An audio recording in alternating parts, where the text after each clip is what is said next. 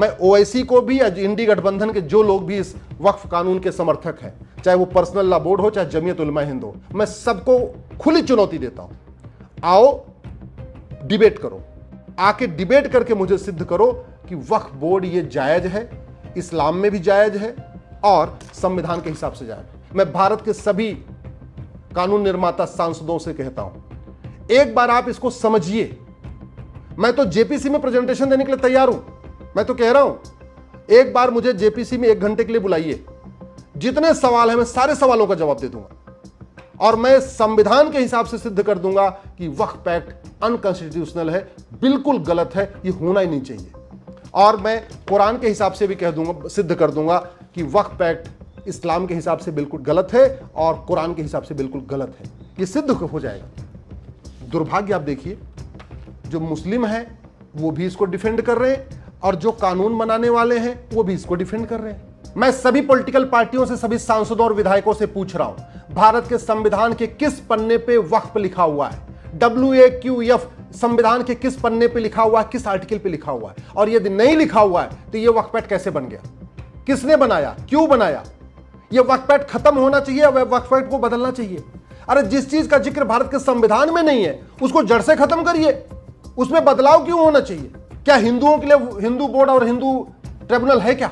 क्या सिखों के लिए अपना सिख बोर्ड, सिख ट्रिब्यूनल है क्या? क्या यहूदियों के लिए अपना यहूदी बोर्ड, यहूदी ट्रिब्यूनल है क्या? क्या पारसी के लिए अपना पारसी बोर्ड, पारसी ट्रिब्यूनल है क्या? क्या बहाइयों के लिए बहाई बोर्ड, बहाई ट्रिब्यूनल है क्या? क्या क्रिश्चियन के लिए अपना क्रिश्चियन बोर्ड, क्रिश्चियन ट्रिब्यूनल है क्या? क्या बौद्ध के लिए बौद्ध बोर्ड, बौद्ध ट्रिब्यूनल है क्या? क्या जैन के लिए जैन बोर्ड, जैन ट्रिब्यूनल है क्या? यदि नहीं तो फिर एक मजहब के लिए वक्फ बोर्ड और वक्फ ट्रिब्यूनल क्यों? एक मजहब के लिए वक्फ का कानून क्यों? जब भारत में सोसाइटी रजिस्ट्रेशन है एक्ट है, भारत में आपका चैरिटी एक्ट है, भारत में आपका इंडाउमेंट एक्ट है और बाकी हिंदू, जैन, बौद्ध, सिख सबका अपना वहां पे वहीं पे डिसाइड होता है केस, तो एक मजहब के लिए अलग से क्यों कानून, क्यों अलग से बोर्ड, क्यों अलग से ट्रिब्यूनल, क्यों? मैं हाथ जोड़ के निवेदन कर रहा हूं, चंद वोटों की खातिर भारत को बर्बाद मत करिए। चंद वोटों की खातिर भारत को बर्बादी के रास्ते पर मत ले जाइए। और आम जनता से भी कह रहा हूं, दल गुलामी छोड़ दीजिए। ये आज के नेता, अभिनेता, लेखक, बुद्धिजीवी 25 साल के बाद आपको बचाने नहीं आएंगे। संविधान को समझिए, इस वीडियो को अपने सांसद को दिखाइए और अगर आपके सांसद को कोई क्लैरिटी चाहिए, मैं बात करने के लिए तैयार हूं, मैं मिलने के लिए तैयार हूं, मैं समझाने के लिए तैयार हूं, मैं जेपीसी में जाने के लिए तैयार हूं। PIL मेरी ऑलरेडी कोर्ट में चल रही है, वहां तो मैं लड़ी रहा हूं, पूरे देश में घूम रहा हूं। क्यों? क्योंकि ये जो काम हो रहा है ये पूरी तरीके से अनकॉन्स्टिट्यूशनल है। वक्फ एक्ट खत्म होना चाहिए, वक्फ बोर्ड खत्म होना चाहिए, वक्फ ट्रिब्यूनल खत्म होना चाहिए। 1950 में वक्फ बोर्ड के पास कितनी जमीन थी? 50,000 एकड़ भी नहीं थी और आज 10 लाख एकड़ जमीन हो गई। ये 9.5 लाख एकड़ जमीन आई कहां से? ये 9.5 लाख एकड़ जमीन आई इस घटिया कानून के कारण। ये 9.5 लाख एकड़ जमीन जो आई है 1950 के बाद, ये पार्कों पे कब्जा किया गया है, ये ऊसर जमीन पे कब्जा किया गया, बंजर जमीन पे कब्जा किया गया, खेत पे कब्जा किया गया, खलिहानों पे कब्जा किया गया, पार्कों पे कब्जा किया गया, पहाड़ियों पे कब्जा किया गया है, सड़क के किनारे हाईवे पे कब्जा किया गया, सड़क रेलवे के किनारे कब्जा किया गया। और ये वक्फ एक्ट ये केवल अनकॉन्स्टिट्यूशनल नहीं है, ये अनकुरानिक है, अन इस्लामिक भी है। मैं क्यों कह रहा हूं? क्योंकि होली कुरान में कहीं पे भी मजार का जिक्र नहीं है, होली कुरान में कहीं पे भी पक्का कब्रिस्तान का जिक्र नहीं है, होली कुरान में कहीं पे भी दरगाह का जिक्र नहीं है। और इसीलिए जहां इस्लाम शुरू हुआ वहां पे एक भी मजार नहीं, एक भी दरगाह नहीं, एक भी पक्का कब्रिस्तान नहीं। दुबई में एक भी मजार नहीं, एक भी कब्रिस्तान नहीं, एक भी दरगाह नहीं। कुवैत में एक भी मजार नहीं, एक भी दरगाह नहीं, एक भी पक्का कब्रिस्तान नहीं। बहरीन में एक भी मजार नहीं, एक भी दरगाह नहीं, एक भी पक्का कब्रिस्तान नहीं। अरब में एक भी मजार नहीं, एक भी दरगाह नहीं, एक भी पक्का कब्रिस्तान नहीं। खाड़ी देशों में जहां से इस्लाम शुरू हुआ वहां एक भी मजार नहीं, एक भी दरगाह नहीं, एक भी पक्का कब्रिस्तान नहीं। क्यों? क्योंकि होली कुरान में न मजार का जिक्र है, न दरगाह का जिक्र है, न पक्के कब्रिस्तान का जिक्र है। मजार दरगाह बनाना और मजार दरगाह पे जाना यह हराम है।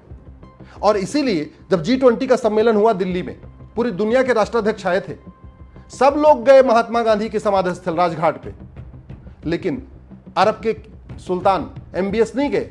क्यों? क्योंकि मजार पे जाना, मत्था टेकना हराम है, दरगाह पे जाना, दरगाह पे मत्था टेकना हराम है। वैसे भी 5 बार अजान में कहा जाता है ला इलाहा इल्लल्लाह, अल्लाह के अलावा और कोई भी इबादत योग्य नहीं है। अल्लाह के अलावा कोई भी इबादत योग्य नहीं है, फिर मजार में किसकी इबादत होगी? पक्का कब्रिस्तान पे किसको याद करने जाएंगे? दरगाह में किसकी इबादत होगी? इस्लाम तो कहता है कि अल्लाह के अलावा और किसी की पूजा ही नहीं करना और किसी को ध्यान ही नहीं करना और किसी के सामने झुकना ही नहीं है। तो फिर मजार, दरगाह, पक्का कब्रिस्तान में किसके सामने झुकेंगे? इसीलिए पूरे के पूरे खाड़ी देश में एक भी मजार नहीं, एक भी दरगाह नहीं, एक भी पक्का कब्रिस्तान नहीं। इसलिए ये वक्फ एक्ट कुरान के हिसाब से, होली कुरान के हिसाब से अनकुरानिक है, इस्लाम के हिसाब से अन इस्लामिक है। भारत का संविधान तो मजहब के आधार पे किसी भी बोर्ड बनाने का विरोध करता है, मजहब के आधार पे कोई भी योजना लागू करने का विरोध करता है, मजहब के आधार पे कोई भी आयोग बनाने का विरोध करता है। और पॉलिटिकल पार्टियों ने मजहब के आधार पे माइनॉरिटी कमीशन बना दिया, मजहब के आधार पे माइनॉरिटी फिल्म मिनिस्ट्री बना दिया, मजहब के आधार पे दुनिया भर की करोड़ों रुपए की योजनाएं चल रही हैं, संविधान की धज्जियां उड़ाई जा रही है।